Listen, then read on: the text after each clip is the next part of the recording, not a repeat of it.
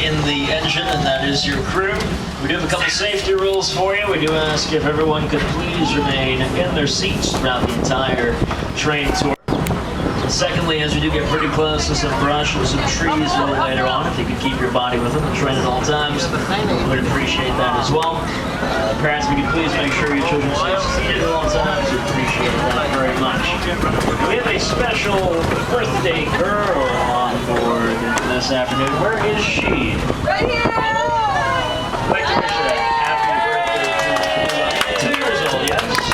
How old are you now? Okay, 2 years old. Spending your birthday here with us on the train today.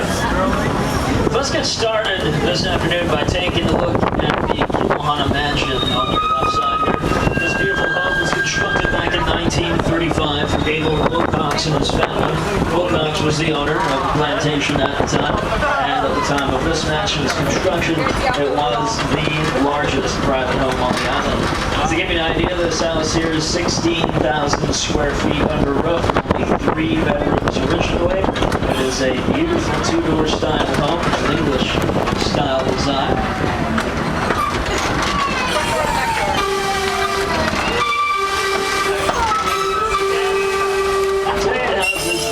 North Restaurant, which is a farm-to-table style restaurant. We also have some fine jewelry shops and galleries in the main house. The living room is in left in its original state with all the original furniture and decor, so it is similar to the living museum as well. Definitely worth checking out.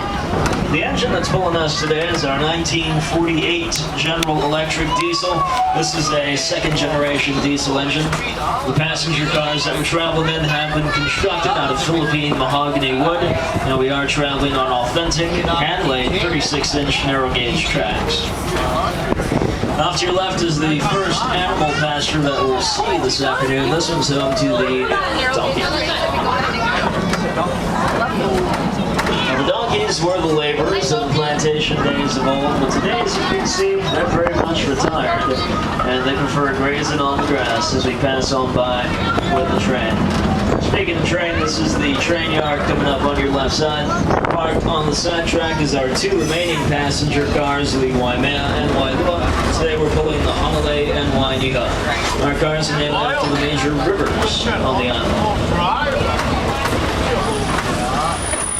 Here we have some yard maintenance going on, attracting a lot of these white birds here, the common cattle egrets introduced during the 50s from Florida. And we got some of these chickens over here.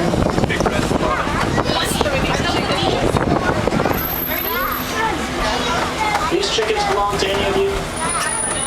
Remember that Mad Men episode where the John Deere party? Oh, yeah, that was the best episode of the whole series. We'll talk about the state birds a little later on today, but we'll leave that for a little later. We got the train house out there also, 2 large doors. And you'll see a couple horses on your left side here. Up ahead of us, we have this row of Cook Island pines. And the Cook pine are native to New Caledonia, that's an island off the coast of Australia. They were brought over by Captain James Cook and utilized to replace their broken or damaged ship masts. That was their original purpose. That's why the sign is Traveling through the Cook pines, we have a working agricultural farm. Start us off back here. We'll begin on your right side, passing by our native and endangered hardwood tree stand. Here we're growing 5 different types of endangered hardwood, including koa, ko'u, milo, ohia, and kamane. The Hawaiians had a wide variety of different uses for these trees. Right now, we want to see how well they'll grow, and we do hope to help these trees out of the endangered species list. Out of the 5 that grow here, koa is the most valuable, and that is the tree is closest to us with the gray bark and the sickle-shaped leaves.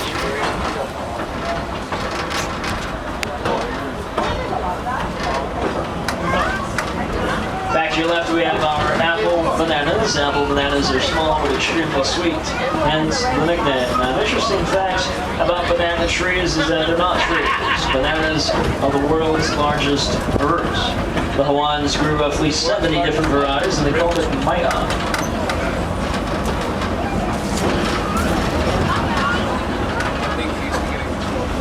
The trees trees off to your right here are young Kauai sunrise papaya plants. Some producing fruit right now, which is happening on the center of the stalk. Behind the bananas, we're growing a variety of vegetables, which include string beans, eggplant, okra, even wannabe vegetables and tomatoes we grow out here. All the vegetables and fruits on property go into use in the 22 North restaurant back in the mansion, making for a very unique and fresh dining experience. Trees off to your right here with the orange flowers are the beautiful African tulip trees, which you see all over the island. And the trees out there with the purple flowers, those are the Kauai orchid trees from Brazil. So continue on your left side, we have our experimental fruit orchard. We're growing over 50 different varieties of exotic fruit trees. The concept behind the orchard is very simple. We want to see how well the trees will grow and produce fruit. The rows of sugarcane that are planted in between our fruit trees are all acting as a natural windbreak, protecting our fruit trees from the wind. Each of these trees out here are hybrids, making for very strong plants that produce exceptional fruit, as well as seedless fruit for many of these as a result of the hybridization. And most of our plants are about 8 years old right now. Coming out of season, we have our citrus, which include tangerines and oranges. Coming up here is a row of tangerines called a Murcott honey tangerine. It's one of the smaller tangerines we have, but very sweet. Give you a little glimpse into the pig pasture on your right side here. We spent some time with the pigs a little later on this afternoon.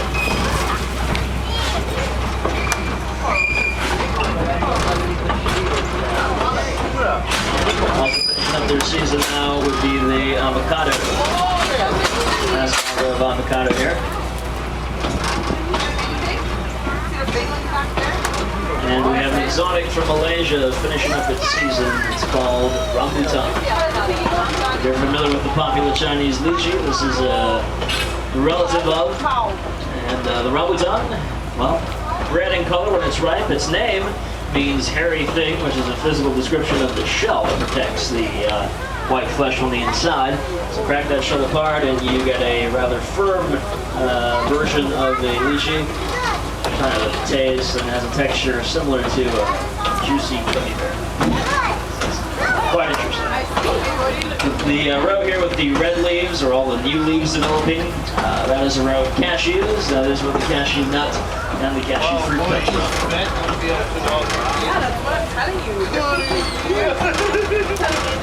Now, the orchard would not be the same had we not planted any pineapples. Coming up next, we do have a small field of pineapple.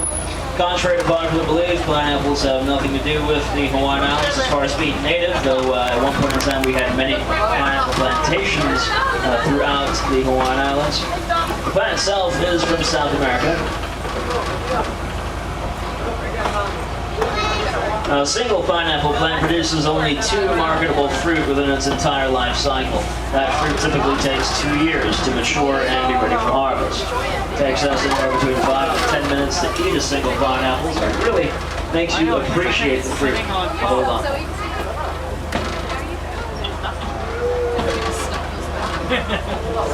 In a few moments, we'll be switching tracks. We're going to actually head out toward the animal pastures coming up on your right side. And out here we'll see some horses, goats, and sheep.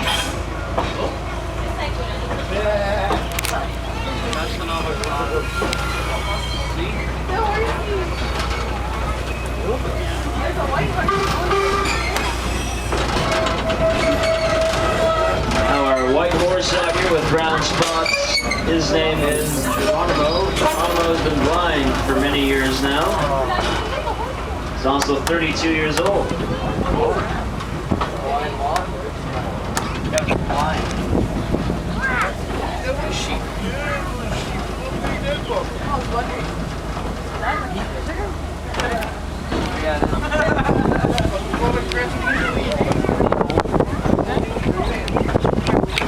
We'll be traveling around the animal pastures for the next couple minutes here. Just keep in mind that all the animals on property are pets.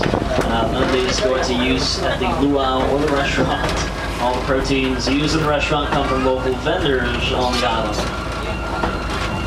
Off to your left here is a small section of land dedicated to Malie Farms. Malie Farms is a local hygienic company. What they do is they grow various flowering plants and fruit trees. They take the essence of the flowers and of the fruits, and they'll create organic skincare products and fragrances. We do have a small Malie Farm section back in the train depot where you can sample some of these locally made creations.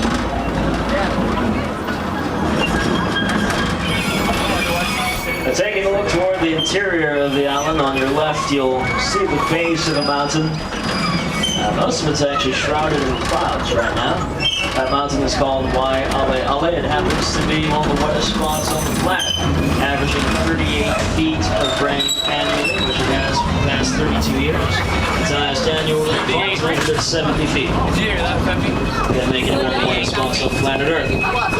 It's also home to the highest elevated swamp on the planet, called the Kauai Swamp, which rests on the very top of that mountain. Kauai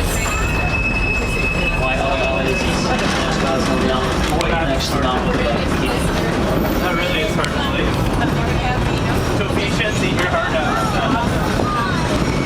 Aside from the 40-minute train tours that we offer, we also have a 4-hour tour that happens once a day. Every day. This tour starts off with the train ride, just like ours. Halfway through the train ride, you stop and follow your personal guide into this valley here to your left, where you learn more about beautiful vegetation and wildlife, as well as the history of the valley and its relationship to the plantation. After a informative walk through the forest, you'll come up for lunch, which we provide for you. And after lunch, you'll take a stroll into the fruit orchard that we just came from, where you're allowed to take a taste of running certain season right off the tree as your dessert. The train then picks you up back in the orchard and returns you to the train depot. That happens once a day, every day. It's our train, hike, lunch, and orchard tour. We do all. You got it, kid.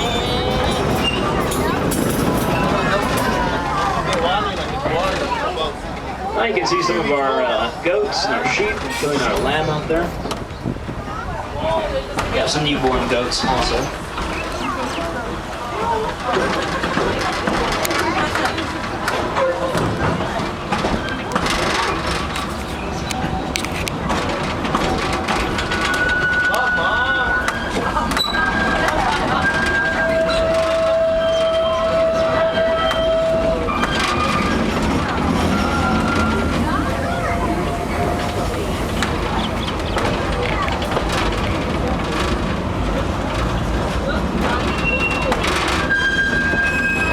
To a brief pause here, pick up some materials from